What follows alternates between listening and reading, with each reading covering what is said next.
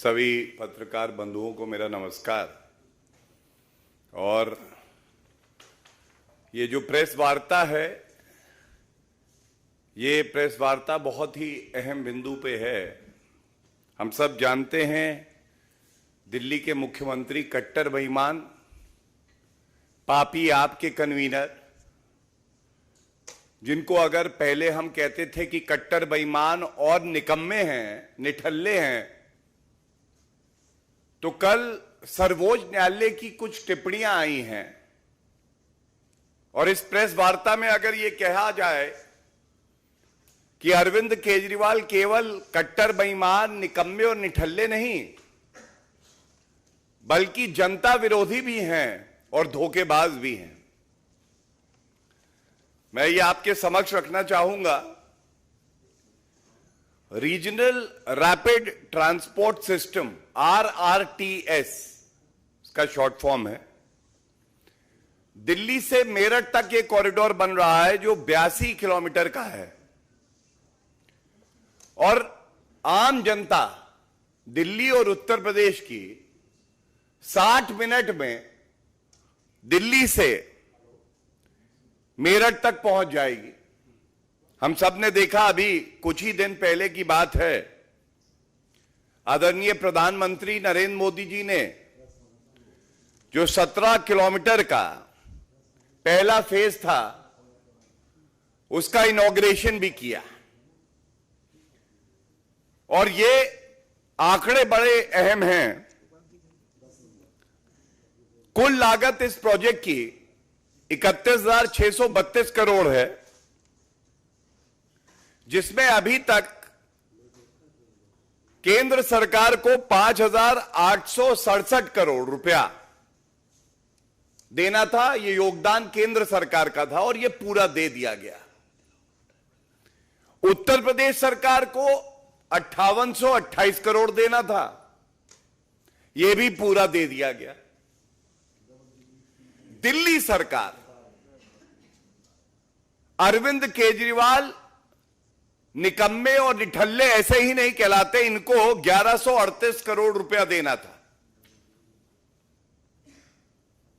इन्होंने अपना भुगतान अभी तक नहीं किया और कल सर्वोच्च न्यायालय ने जो टिप्पणियां करी हैं, यह हर नागरिक के लिए चिंता की बात है। यह दिखाता है कि अरविंद केजरीवाल अपने शराब कारोबारियों से जो उनके मित्र हैं उनके लिए 144 करोड़ रुपए माफ किए, हजारों करोड़ का शराब घोटाला कर सकते हैं। शीश महल घोटाला करके अपने लिए 50 करोड़ रुपए जनता के इस्तेमाल कर सकते हैं। 1150 करोड़ रुपए, यह आंकड़ा जो सर्वोच्च न्यायालय ने अपनी टिप्पणी में कहा है, 3 साल में इश्तिहार का बजट है, इस्तेमाल कर सकते हैं अपने महिमा मंडन के लिए। लेकिन जब बात आई कि जनता के लिए आपको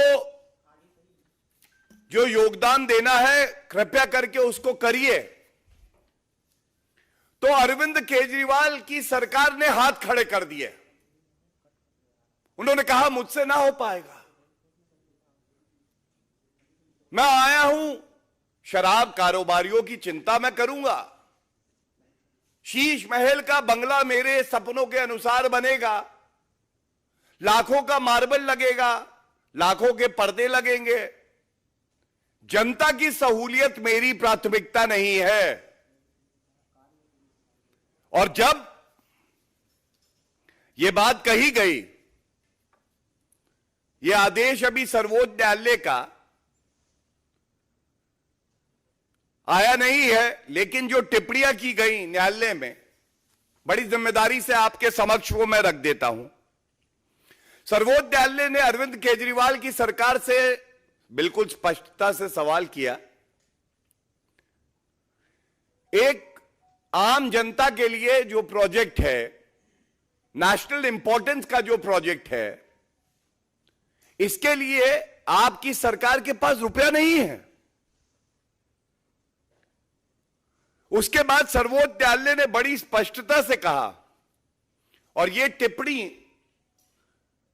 मैं कोट कर रहा हूं, the advertising fund for the last 3 years had been called for, it was 1100 crores for the last 3 years and 550 crores for this year.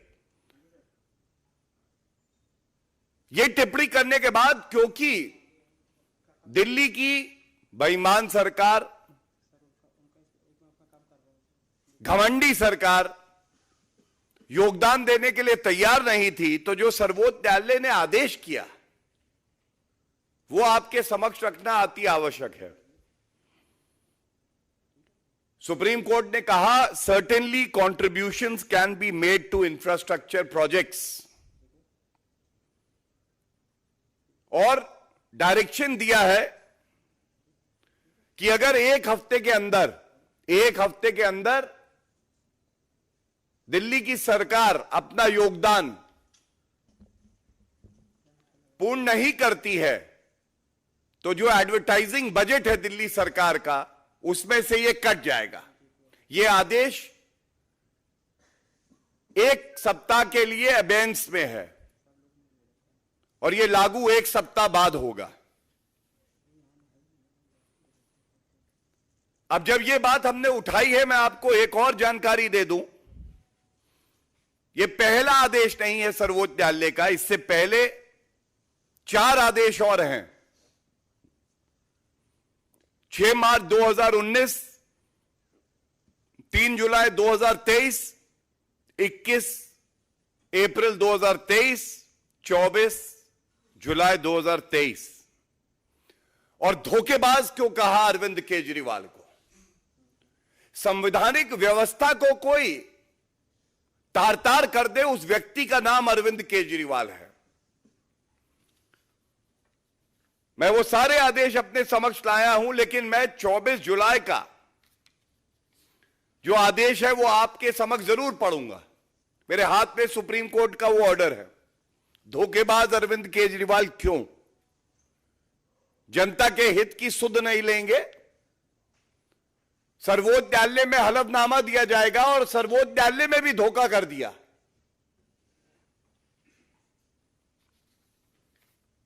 ये टिप्पणी अति आवश्यक है, मैं पढ़ देता हूं। सर्वोच्च न्यायालय ने कहा है, we accept the statement and the state government will remain bound by it while making the budgetary provision. क्योंकि न्यायालय में यह अंडरटेकिंग दी गई दिल्ली सरकार के वकील द्वारा कि यह बजटरी एलोकेशन होगा और इसे 2 महीने के अंदर करना है, यह भी इस आदेश में आया। जुलाई का ऑर्डर था, जुलाई, अगस्त, सितंबर, अक्टूबर, नवंबर आ गया, 2 महीने पूरे हो गए। सर्वोच्च न्यायालय ने भी कड़ी फटकार लगाई और अब ऑर्डर पारित कर दिया है कि 1 सप्ताह में अगर आपने ये फंड्स आरआरटीएस के लिए मुहैया नहीं करवाए तो आपके एडवर्टाइजिंग बजट से ये रुपया कट जाएगा। ये तो मैंने आपको तथ्यों पे बात रखी। इस मंच से हम जनता की आवाज बन के ये प्रश्न उठाते हैं और आज भी पुनः कहेंगे, अरविंद केजरीवाल जी, दिल्ली की जनता देख रही है, आपको जनता के हित की कोई चिंता नहीं है। और इससे पहले भी मैंने कहा है, आज मैं पुनः दोहराऊंगा, अरविंद केजरीवाल की चुनरी में दाग लगते ही जा रहे हैं। अरविंद केजरीवाल स्वयं आज जान गए हैं कि घोटाला ही उनका पर्याय है। अरविंद घोटाला केजरीवाल कहें तो गलत नहीं होगा, और कहना गलत नहीं होगा। लागा चुनरी में दाग, मैं छुपाऊं कैसे, जनता के बीच में मैं जाऊं कैसे। अगर हिम्मत है अरविंद केजरीवाल जी, तो दिल्ली की जनता को और देश की जनता को यह जानने का हक है 1150 करोड़ रुपए एडवर्टाइजिंग के अपने महिमा मंडन के लिए आप खर्च कर सकते हैं। शराब कारोबारियों के 144 करोड़ रुपए माफ कर सकते हैं, हजारों करोड़ का घोटाला कर सकते हैं। तो फिर ये 1000 करोड़ के आसपास जो योगदान दिल्ली सरकार को देना था, जब केंद्र सरकार ने आपसे 5 गुना ज्यादा, उत्तर प्रदेश सरकार ने आपसे 5 गुना ज्यादा योगदान दे दिया, तो आप क्यों हाथ खींच रहे हैं, मना कर रहे हैं? ये सवाल बड़ा वाजिब है। चुनौती मैंने दे दी, अरविंद केजरीवाल जी बाहर निकल के आएंगे नहीं, कट्टर बेईमान है। और साथ में एक बात मैं और कह दूं, ये चेतावनी भी इस मंच से देते हैं अरविंद केजरीवाल जी आपको कि आप सुधर जाइए। अगर आप सुधरे नहीं तो जनता आपको ऐसा सबक सिखाएगी कि मुख्यमंत्री बनना तो दूर, आप एमएलए भी नहीं बन पाएंगे। ये सारी बातें जो मैंने आपके समक्ष में रखी, सिर्फ इतना ही कहूंगा कि एक धोखेबाज मुख्यमंत्री जो संविधान को तार तार कर रहा है, जो सिस्टम को साफ करने आया था, आज स्वयं सबसे मैला हो गया है और यह बड़ा चिंताजनक है। बहुत बहुत धन्यवाद। कोई प्रश्न हो इस विषय पे तो हम लोग ले लेंगे।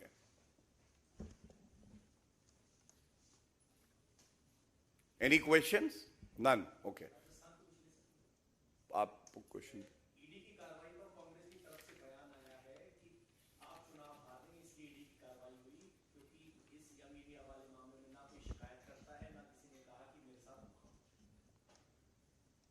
देखिए, जिसने सीबीआई को पिंजरे का तोता बना दिया था, वो सोचते हैं कि जांच एजेंसियों को ऐसे ही रहना चाहिए। मैं केवल इतना कहूंगा, कुछ बड़ी मछली भ्रष्टाचारी समझती थी कि वो कानून से ऊपर हैं। अब उनको कानून का और साथ साथ जांच एजेंसियों का क्या रसूख होता है, ये पता चल रहा है। और इस पे एक विस्तृत प्रेस वार्ता दिन में की गई है। लेकिन एक बात मैं जरूर कहूंगा, ये जो गांधी परिवार है, ये विश्व का सबसे बड़ा भ्रष्टाचारी परिवार है और ये सर्वोच्च न्यायालय तक गया था और इनकी याचिका को निरस्त किया था सर्वोच्च न्यायालय ने। तो कृपया करके ऐसे उलूल जुलूल बयान देने की बजाय, अगर संविधान और न्यायालय में आपकी आस्था है तो विधिक तौर पे जो भी रेमेडी आपको उपलब्ध है, कृपया करके उसका इस्तेमाल करिए।